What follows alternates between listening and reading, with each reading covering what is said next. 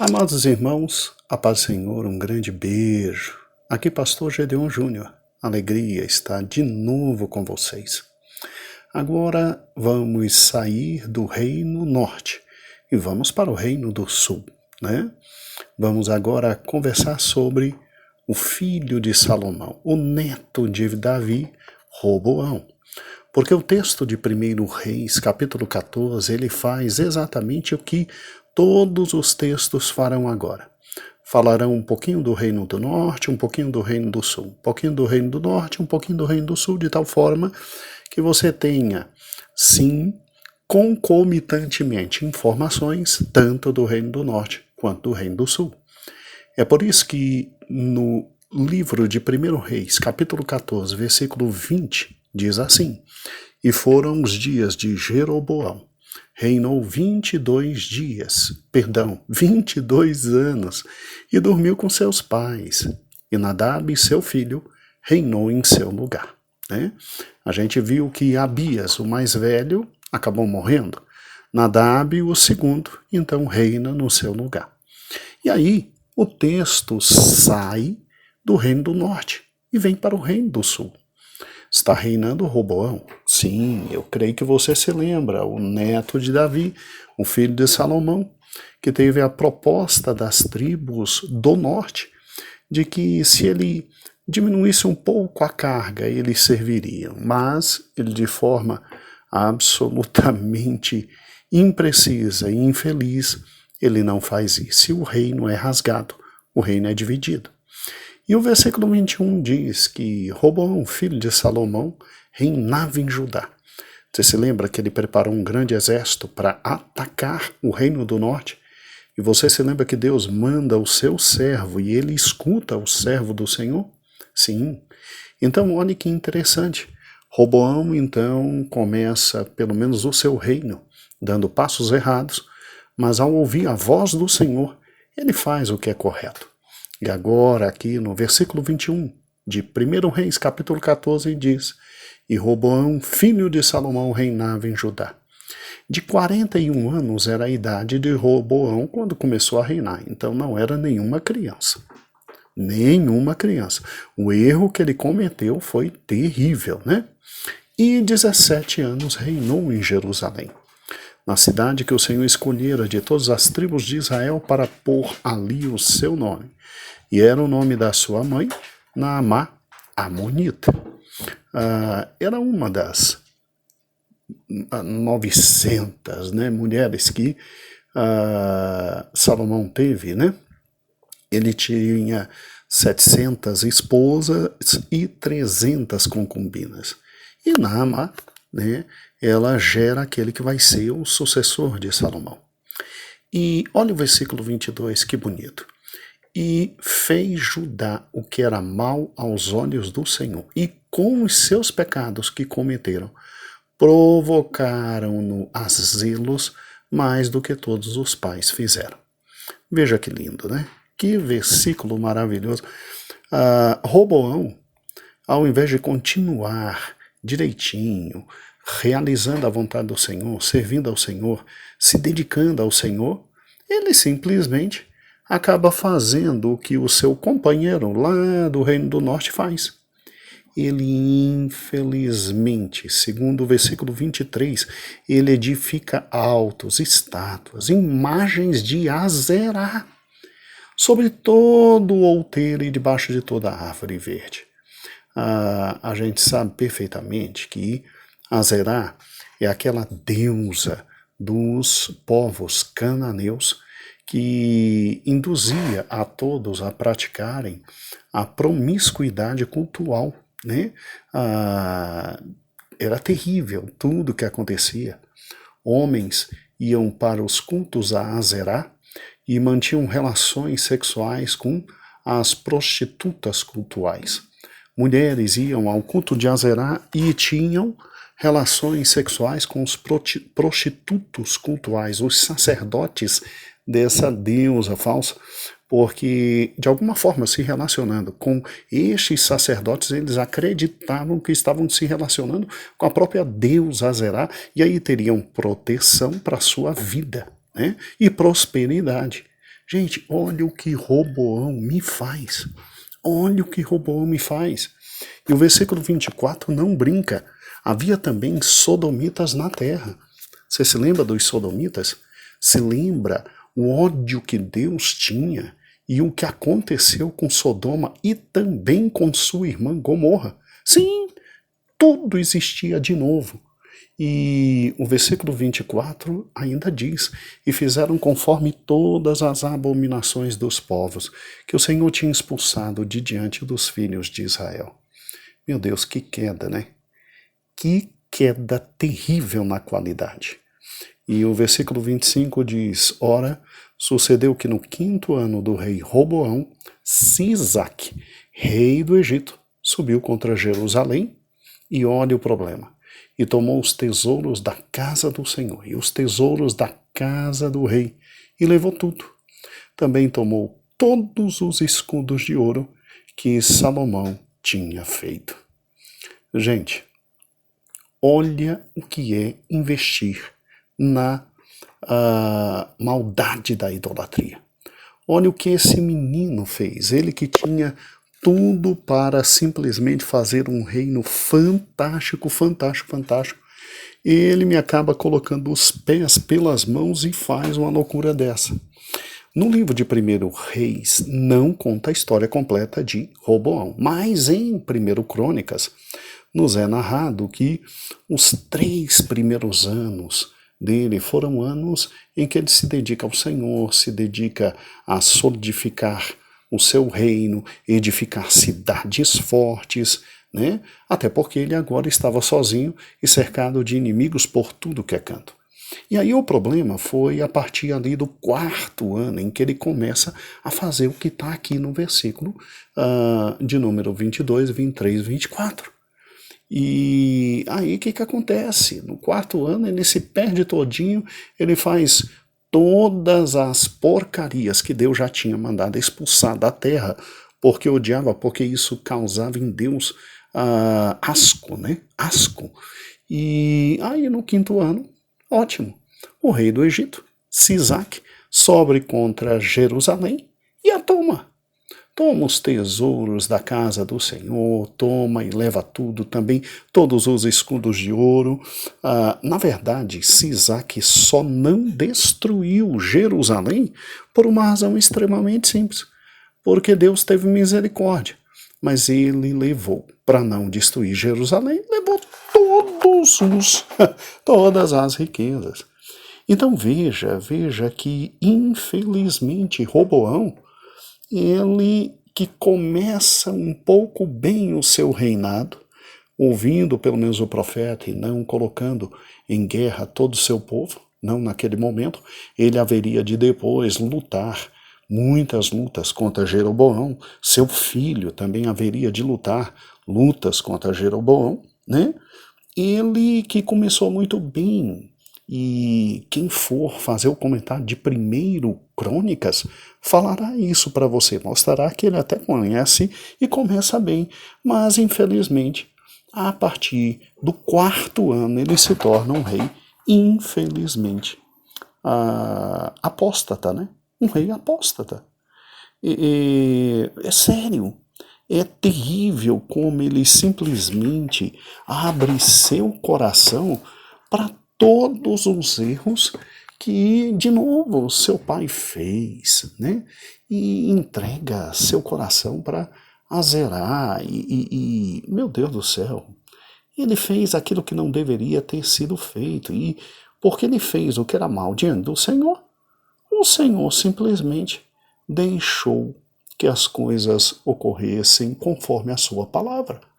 Deus já tinha avisado: no dia que vocês me deixarem, os outros povos virão e arrebentarão com vocês. Então, quando você para e pensa e olha, né, simplesmente o fato dele deixar os mandamentos do Senhor e se direcionar a outras formas de adoração, a deuses absolutamente ímpios, estava trazendo para ele problema. E olha que o seu avô, Davi, já havia advertido Salomão sobre o problema do pecado da idolatria. Sim, sim, sim. Agora, o Senhor, ele não brinca em serviço. Ele não brinca em serviço. E eu paro e penso, né? Que coisa terrível, porque a Bíblia diz que Deus é um Deus zeloso. Aqui no versículo, né? Eu creio que de número 20, deixa eu pegar bem direitinho, 22.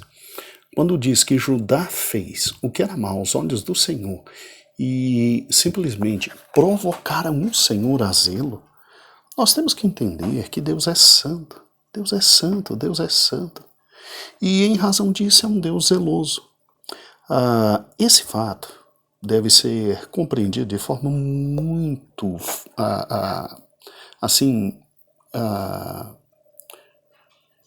com muita calma. Por quê? Porque muita gente não entende, na verdade, o que significa o zelo santo de Deus. O zelo santo de Deus é a resposta que ele dá quando simplesmente o seu amor não é correspondido por quem tinha o dever de corresponder ao amor de Deus. Sim, Judá tinha a palavra de Deus, Judá tinha o sacerdócio, Judá tinha o local santo, Judá tinha o altar do Senhor. E como é que o rei leva o povo a simplesmente não responder ao amor de Deus?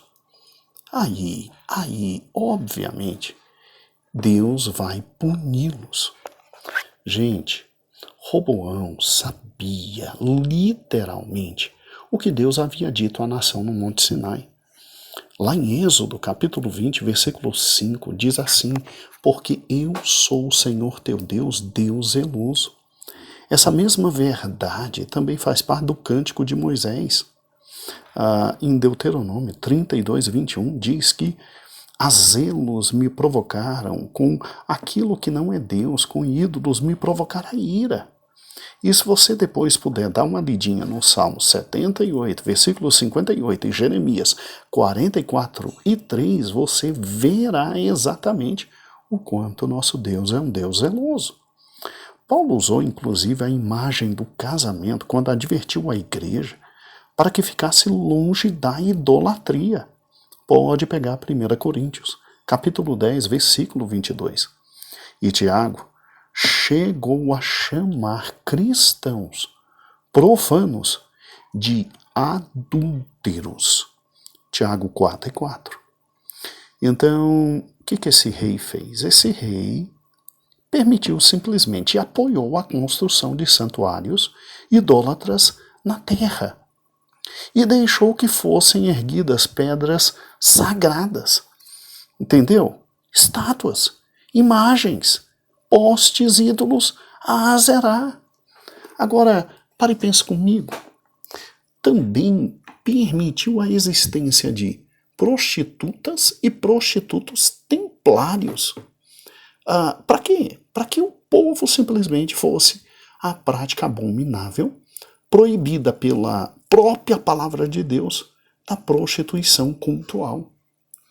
A idolatria e a imoralidade, elas sempre andaram juntas.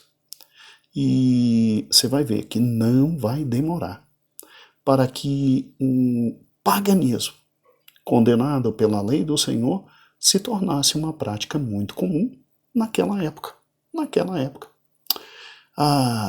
Que coisa terrível, né? O povo de Judá não era mais uma luz para os gentios. Em vez disso, a escuridão dos gentios havia invadido, inundado toda a terra do Senhor. E a luz de Israel está cada dia a dia se apagando. Bem, nós temos que tomar muito cuidado, irmãos, porque é muito fácil nós julgarmos, né, alguém como Roboão, né? É muito fácil dizer, meu Deus, mas ele que tinha tudo, como é que ele cai numa esparrela dessa, né? Mas e o meu coração e o seu? Vamos lá, o que está ocupando o lugar do Senhor no meu coração e no seu? O que de repente nós conseguimos simplesmente sem aquilo não viver? Será que é o emprego? Será que é o trabalho? Será que é o dinheiro? Será que é a esposa? Será que são os filhos? Eu vou lhe dar uma dica extremamente simples para você saber se você tem problemas ou não com a idolatria. Responda a seguinte questão: você e eu não podemos perder o quê? O que é que existe e hoje faz parte da nossa vida que, se nós perdermos, nós praticamente morremos porque perdemos exatamente isso? Muito bem, se a resposta for Jesus Cristo, então, graças a Deus, o Senhor é amado por mim e por ti de todo o coração, com toda a nossa alma, com toda a nossa força, com toda a nossa inteligência, com nossa capacidade. Ele está na posição que ele tem que estar, em primeiro lugar. Agora, se na tua mente veio alguma outra coisa que não fora o Senhor Jesus, então eu e você ainda temos problemas com a idolatria. Idolatria é literalmente adorar aquilo que não vem de Deus. E eu quero lhe dar um conselho extremamente simples. Antes de eu e você julgarmos o rei e o povo de Judá, talvez seria bem melhor devêssemos examinar nossa vida, nossas igrejas. É sério, irmãos. Hoje nós temos inclusive pesquisas que, em se tratando de moralidade sexual, é incrível como está valendo tudo. Está tudo diferente. O errado é o certo se tornou o errado. E fora os ídolos materialistas, humanistas, que o mundo obviamente nos traz e que já se infiltraram na igreja e que a gente não pode tolerar. Nós temos que abrir nossos olhos para isso. Se existe alguma coisa em nossa vida que a gente diz não pode ir embora, se existe alguma coisa em nossa vida que a gente diz eu não posso perder isso, porque se eu perder isso eu morro, se existe alguma coisa na nossa vida que simplesmente é essencial e fundamental, e se isso não for o Senhor Jesus, então nós estamos perdidos.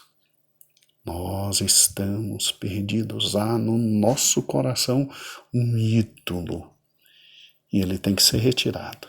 Ele tem que ser retirado. Sabe, irmãos, eu paro e penso, é incrível, né, como, de alguma forma, a gente, como Roboão, a gente se perde um pouco, né, a gente olha para a vida, olha para tudo que tem, olha para todas as coisas e discerne, né, que, bem, tá tudo bem, se você parar e pensar, os 3 primeiros anos do reinado de Roboão, mesmo não estando descritos aqui em 1 Reis, estando descritos lá em Crônicas, foram 3 anos bons, 3 anos de prosperidade, 3 anos em que ele avançou, 3 anos em que ele edificou cidades, em que ele fortaleceu cidades. A Bíblia diz que o Senhor é com ele. Mas, meu Deus do céu, assim, de forma estranha, muito estranha, ele simplesmente começa a permitir o culto pagão dos cananeus na terra de Israel. E aí isso irrita o Senhor. E o Senhor traz lá do Egito esse rei, Sisaque, que nós vamos ver amanhã quem é e por que ele vem do Egito. E ele sobe contra Jerusalém, e ele não acaba com Jerusalém porque Roboão entrega para ele todos os tesouros que seu pai tinha. Gente, meu Deus do céu, você já pensou nisso? Já pensou nisso? Todo o trabalho de Salomão, toda a labuta de Salomão, para simplesmente gerar riqueza, gerar riqueza, gerar riqueza, gerar riqueza num ataque de um rei que vem do Egito. Esse homem leva tudo e leva tudo. de tal forma que, meu Deus do céu, simplesmente não sobrou nada. E levou para que não destruísse a cidade, porque senão Jerusalém seria destruída. Seria destruída. Olha que interessante, né? Toma muito cuidado com tudo aquilo que você está construindo. Toma muito cuidado porque pode ficar para o teu filho. E teu filho, talvez, por se perder na vida, jogue absolutamente tudo fora. Gente, a maior herança que a gente tem para dar para filhos, para netos, é o temor ao Senhor. Sim, é o temor ao Senhor. O temor ao Senhor é a melhor das heranças. Agora, se o Senhor puder nos dar um pouquinho a mais e a gente puder deixar alguma coisa para os filhos, bem, pelo menos servirá, né? Para que no momento da dificuldade eles tenham um certo alívio. E que coisa, né? Que coisa. E eu estava aqui fazendo um cálculo, agora esse cálculo é absolutamente meu, tem nada a ver com o texto. Interessante, né, que a primeira geração, aquela que sai do Egito, morre, infelizmente, ali no deserto. Se levanta uma segunda geração, aquela que nasceu no deserto e é forte, muito mais forte que a primeira. E essa geração conquista a terra prometida. Aí depois vem uma terceira geração, que a Bíblia diz que não conhecia o Senhor, e olha o que deu, né? Olha o que deu. Eles simplesmente quase perderam todo o território. Aí é a época dos juízes. Estou fazendo agora um cálculo simples. Primeira geração, o grande Davi, né? Aí segunda geração, né?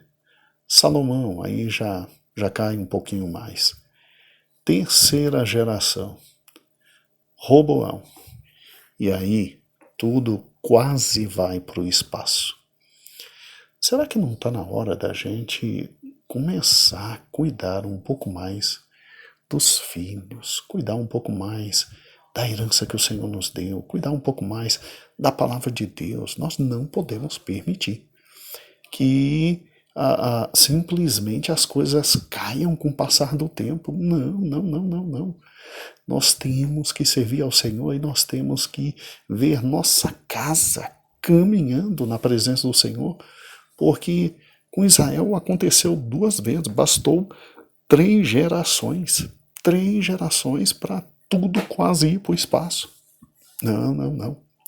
Nossos filhos têm que servir a Deus e nossos netos têm que ser cada vez mais fortes.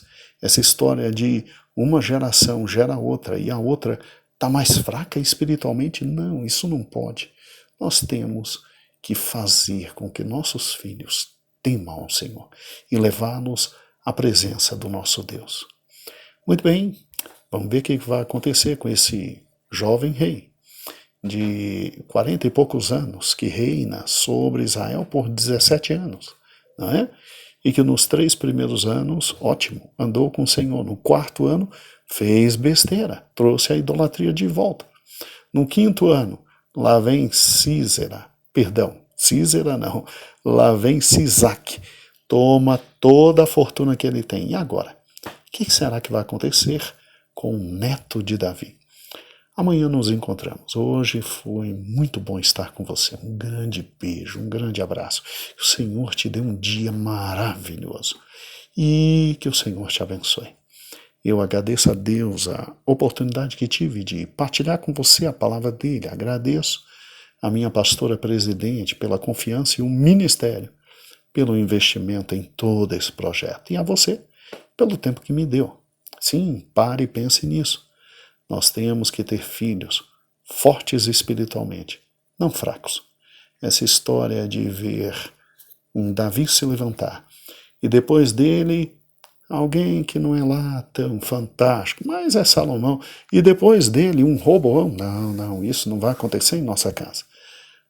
Nossos filhos servirão ao Senhor e as misericórdias do Senhor alcançarão até 1000 gerações. Então, grande beijo para você. E até amanhã, e que o Senhor te abençoe.